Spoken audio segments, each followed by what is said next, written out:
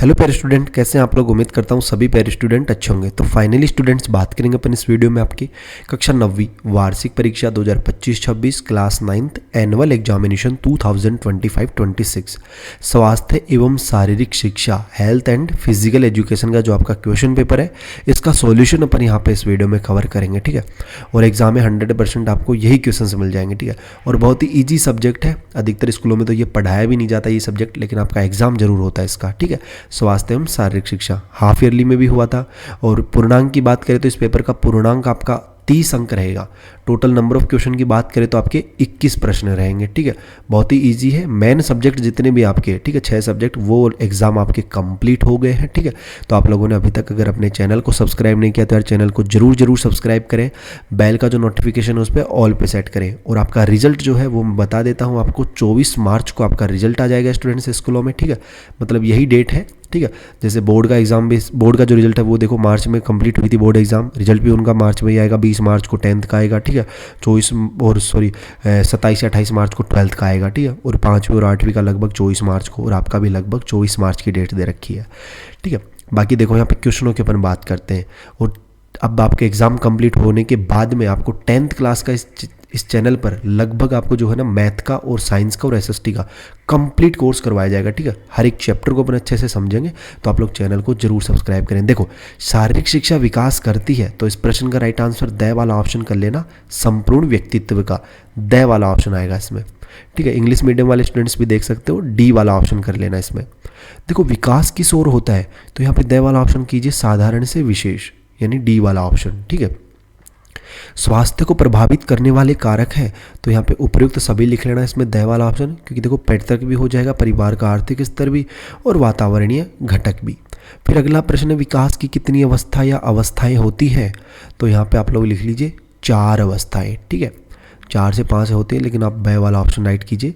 स्वास्थ्य शिक्षा का उद्देश्य है, तो यहाँ पे स्वास्थ्यपूर्ण वातावरण, भोजन एवं जल व्यवस्था, स्वास्थ्यपूर्ण विद्यालय कार्यक्रम, उपयुक्त सभी, द वाला ऑप्शन आप इसमें राइट कीजिए। 6वां प्रश्न है, खिलाड़ियों व परिश्रम करने वाले व्यक्तियों को आवश्यकता अधिक होती है किस चीज़ की, तो यहाँ पे स वाला ऑप्शन लिख लीजिए, कार्बोहाइड्रेट्स की। ठीक है, और अगला क्वेश्चन अपन देखते हैं। अपना नेक्स्ट क्वेश्चन है यहाँ पे 7वां प्रश्न कि प्राथमिक चिकित्सा पेटी आवश्यक सामग्रियां क्या होती हैं उसमें, प्राथमिक चिकित्सा पेटी में। तो देखो, अमृत धारा, ठीक है, दर्द निवारक गोलियां, आयोडेक्स, उपयुक्त सभी, द वाला ऑप्शन इसमें राइट कीजिएगा। ठीक है, एक सामान्य व्यक्ति में कितनी कैलोरी की मात्रा होती है, तो यहाँ पे ए वाला ऑप्शन आप लोग कर लीजिए, ए वाला 2500 कैलोरी। ठीक है, फिल इन द ब्लैंक्स वाले देखते हैं, रिक्त स्थान वाले देखिएगा 9 से 12 का। देखो, विकास की अवस्था का स्वर्णिम काल होता है, तो किशोर अवस्था लिखिए इसमें, यानी किशोर अवस्था जो होती है ना, किशोरावस्था। ठीक है, किशोरावस्था, जो किशोरावस्था होती है ना, ठीक है, एडोलसेंसेंस। ठीक है, तो वो जो है ना विकास की अवस्था का स्वर्णिम काल होता है। ठीक है, द स्टेज ऑफ एडोलसेंस। ठीक है, और अगला है सामान्य शिक्षा का अभिन्न अंग है, तो शारीरिक शिक्षा, इसमें लिखिए शारीरिक। ठीक है, शारीरिक शिक्षा। ठीक है, शारीरिक शिक्षा जो होती है वो सामान्य शिक्षा का अभिन्न अंग है।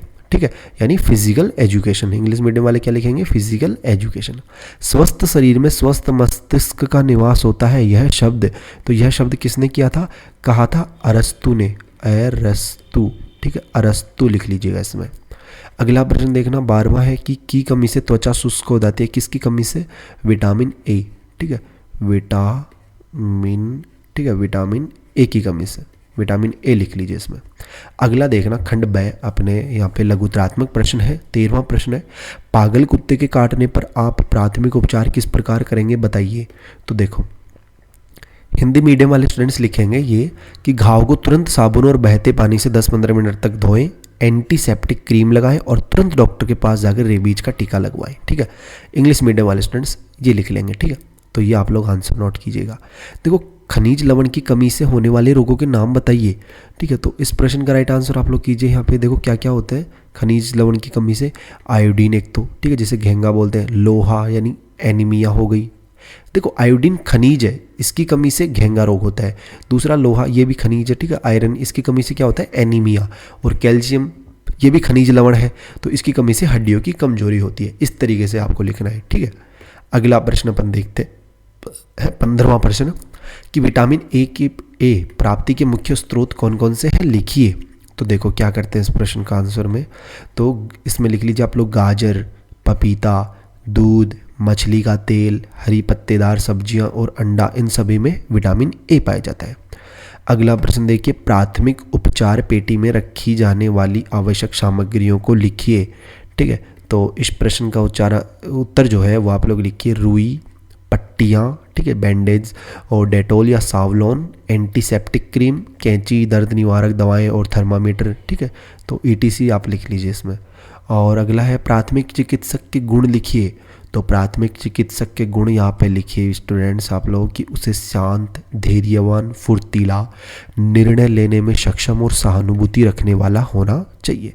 देखो छोटे छोटे प्रश्न और छोटे छोटे आंसर आपको देने इसमें, ठीक है। बहुत ईजी पेपर होता है आपका।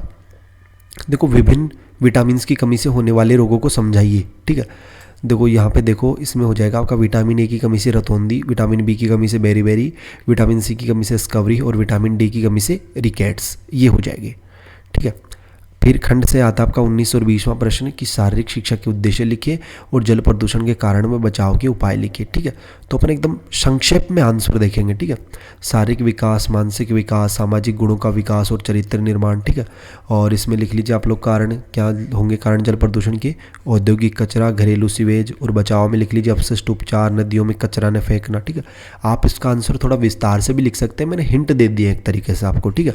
इस तरीके से हिंट हो गए, ठीक है, मतलब पॉइंट हो गए, तो इन पॉइंटों को थोड़ा आप लोग 1-2 दिन लाइनों में भी लिख सकते हो।